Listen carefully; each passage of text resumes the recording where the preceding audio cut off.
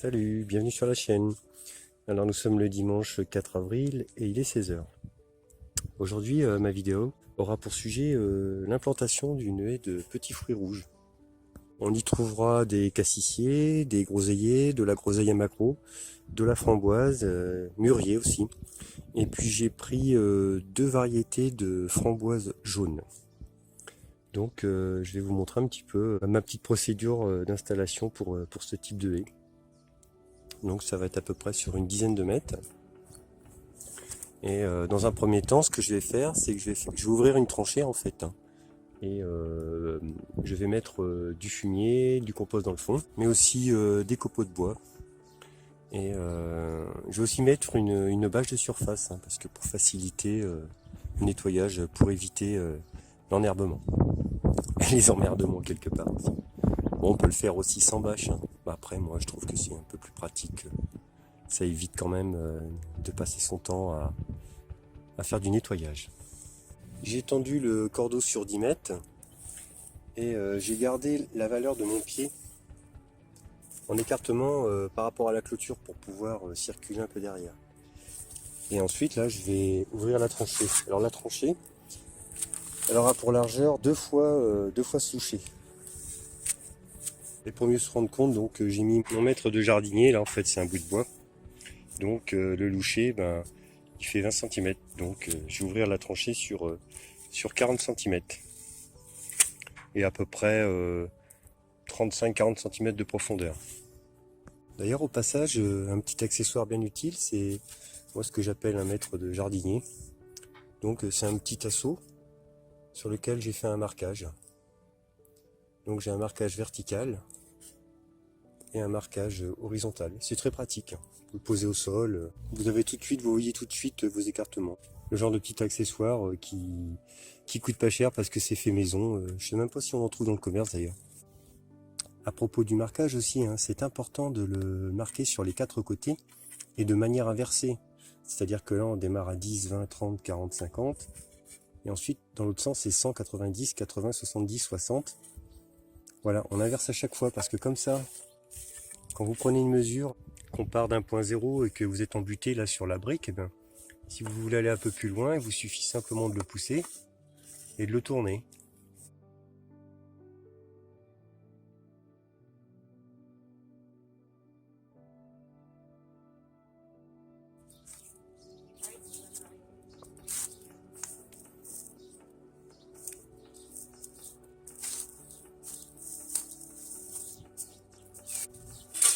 Bon là très clairement, c'est pas la partie du travail la plus intéressante. Bon là ici j'ai de la chance parce que comme je le dis tout le temps, j'ai un sol qui est facile, quoi. C'est une terre profonde. J'ai pas de cailloux, rien du tout, donc ça va bien, quoi. Si je devais faire le même travail sur un terrain caillouteux, argileux, ça s'apparenterait très vite à une corvée. Je suis rapidement arrivé à la moitié de la tranchée. Donc là je voulais vous faire une petite vue sur la terre que j'ai sortie. Donc vous voyez en fait c'est vraiment une terre, voilà, c'est une belle terre toute noire, vraiment végétale, quoi, c'est facile. Alors faut savoir aussi que ici là sur ce jardin, durant les années 70-80 jusqu'aux années 90, tout le terrain était utilisé en maraîchage en fait. C'était une petite dame qui faisait tous ses légumes ici et puis qui allait les vendre sur le marché, sur les marchés locaux. Donc elle a passé des années à travailler ce sol. J'imagine qu'elle utilisait très peu de produits chimiques, je pense. Et puis elle a patiemment pendant des années épierré ce terrain. C'est pour ça que j'ai pratiquement pas de cailloux dans le sol. Et puis les personnes qui ont suivi après ces dames, en fait, là qui ont fait un jardin pour leur propre consommation, je pense qu'ils avaient en fait la même philosophie. Jusqu'à ce que moi je reprenne derrière depuis à peu près plus de 15 ans maintenant. Donc voilà, je voulais faire un petit point par rapport à la nature du sol, pourquoi je l'ai dans cet état en fait. L'ouverture de la tranchée c'est terminé. Je vais la mesurer d'ailleurs avec mon petit mètre en bois.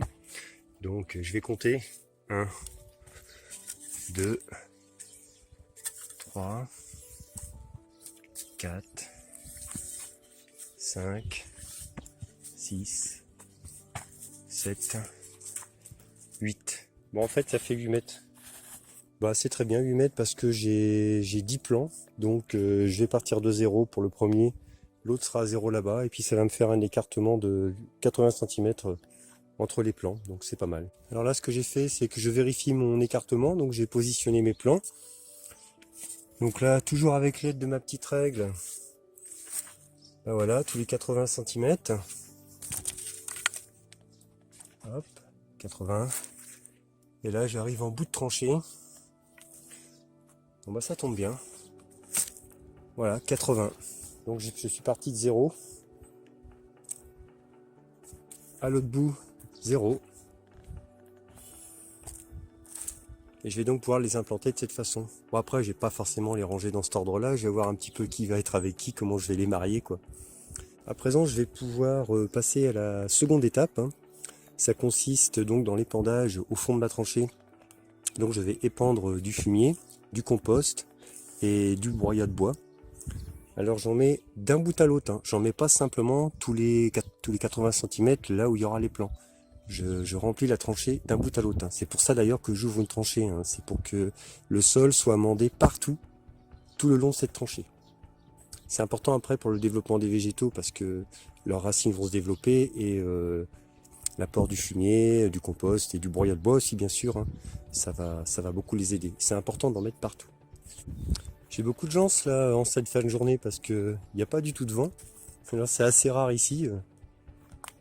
C'est assez exceptionnel pour le faire remarquer. Il fait très beau d'ailleurs. On nous avait annoncé un week-end de Pâques glacial. Bah pour l'instant, ça se passe bien.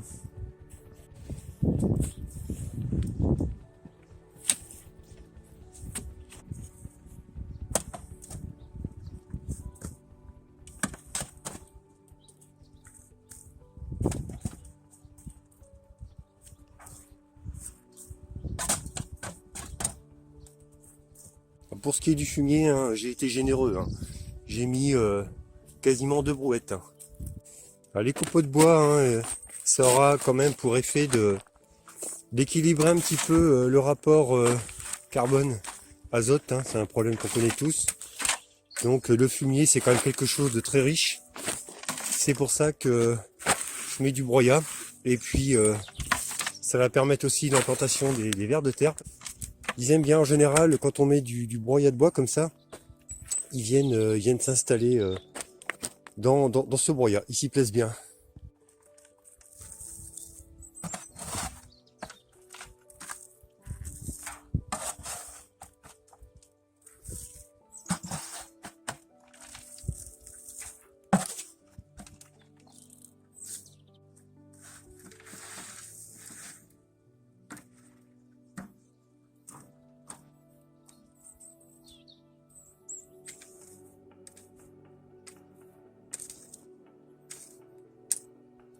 Et le fait de répandre du broyat de bois comme ça sur le fumier, ça va éviter aussi aux racines des arbustes de rentrer directement en contact avec le fumier. C'est pas plus mal parce que, bon là c'est du fumier qui a 2 ans donc il est pas trop fort.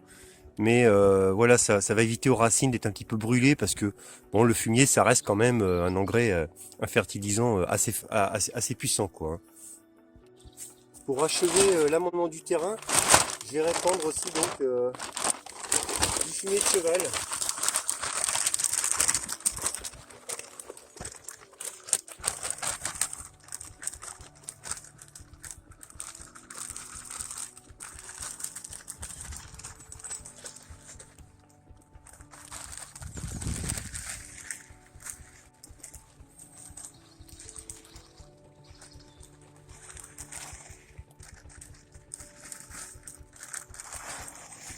L'étape d'amendement du sol est terminée. Là, j'ai passé une étape, donc on va dire la troisième, qui est un petit peu plus, un petit peu plus chiante, c'est de positionner la bâche. Donc, je vais vous montrer un petit peu comment je m'y prends. À chaque fois qu'on ouvre une tranchée, c'est un peu comme quand on fait de la mécanique. Quand on veut remonter ou quand on veut reboucher, il reste toujours un peu trop de pièces. Et là, il me reste un peu trop de terre, mais il faut que tout doit y retourner, quoi.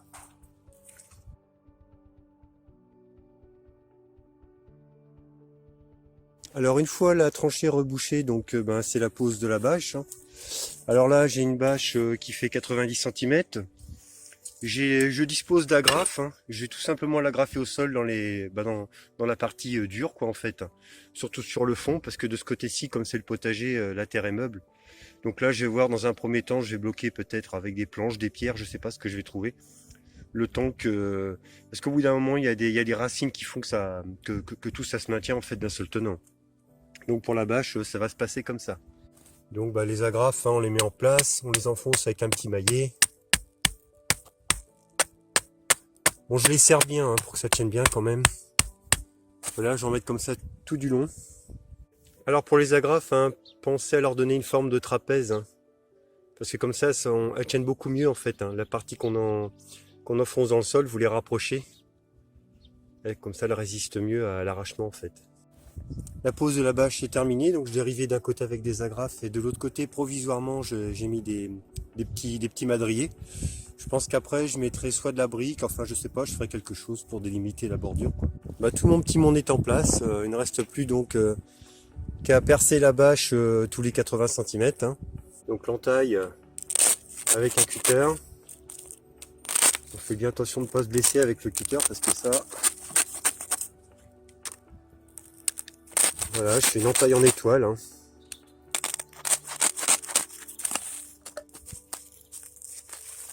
Et ensuite, je creuse. Alors je vérifie la dimension du trou tout simplement en posant le pot à l'intérieur. Donc là, visiblement, ça le fait. Auparavant aussi, hein, j'ai oublié de dire, j'ai copieusement arrosé chaque pied en fait. Hein, chaque pot était copieusement arrosé. Bon, ce qui fait que quand on le dépote, bah, ça a tendance un peu à partir en sucette, quoi. Donc faut faire bien attention au moment du dépotage. Là, je l'ai mis en place et puis je rajoute de la terre et je tasse bien. Pas trop, mais je tasse bien quand même. Et pour l'implantation, donc, j'ai décidé de les mettre en fait par variété. Hein. J'ai 3 pieds de groseille grappe rouge, donc je vais mettre les trois groseilliers ensemble. Les 2 groseilliers à macro, je vais les mettre ensemble. Voilà, c'est en fait, pour un souci de pollinisation, c'est plus facile. Je pense que c'est mieux. Bon, après, même s'ils étaient espacés de plusieurs mètres, c'est pas bien grave. Hein, les insectes vont d'un arbuste à un autre. Allez, voilà, pour celui-ci aussi, vous voyez, j'ai fait le trou. Le pot remplit bien le trou, donc allez, c'est bon, on peut le mettre en place. Bon, ça se dépote très facilement. Là, je vais mettre en place un groseillier à macro. Je sais pas pourquoi on appelle ça à macro d'ailleurs. Bon, c'est de la groseille qui est faite pour manger comme ça en fait. En général, on fait pas de confiture avec ça. Alors j'ai aussi pris un casseille. Alors c'est un petit peu une curiosité, hein. C'est une espèce de croisement entre le cassissier en fait et les groseilles. Donc je vais voir ce que ça va donner. Voilà, le travail est terminé. La haie est en place. Alors 10 nouveaux petits arbustes au jardin du Coudray. C'est un petit pas supplémentaire vers plus d'autonomie. Donc hein, à savoir que pour moi ces petits arbustes qui produisent des fruits rouges, donc c'est robuste, résistant, non maladif, non gélif. Donc c'est essentiel en fait quand on vise l'autonomie. Bon évidemment il va falloir quelques années avant que ça devienne vraiment productif, je pense au moins 3 années. Enfin dans 2 ans déjà il y aura de quoi ramasser. Donc là ce qui va rester à faire, je dirais je vais mettre un paillage pour cacher un peu la bâche, hein, que ce soit un petit peu plus roots quoi comme on dit. Alors je le ferai dans quelques jours là, quand j'aurai trouvé de quoi remplacer ces madriers. Alors je sais pas, je pense que je mettrai des briques, enfin je sais pas trop ce que je vais installer en fait. Et puis alors j'ai envie de pailler avec du tout venant en fait, hein, mais de gros calibre, hein, du gros tout venant, de diamètre, ça fait je sais plus combien, 3-4 cm de diamètre, des cailloux assez gros. Voilà, j'ai un petit peu l'idée de faire ça. Je vous montrerai quand ce sera fait quoi. Voilà, sur ce, j'espère que cette vidéo vous a plu. Et puis là aussi que ça vous donnera l'envie, l'idée, vous aussi, de vous installer une petite haie. Voilà, et puis sur ce, je vous dis salut, à plus, hein, dans une prochaine vidéo. Ah oui, alors n'oubliez pas de liker, de partager, tout ça, enfin vous connaissez le truc quoi. Allez, ciao, bye.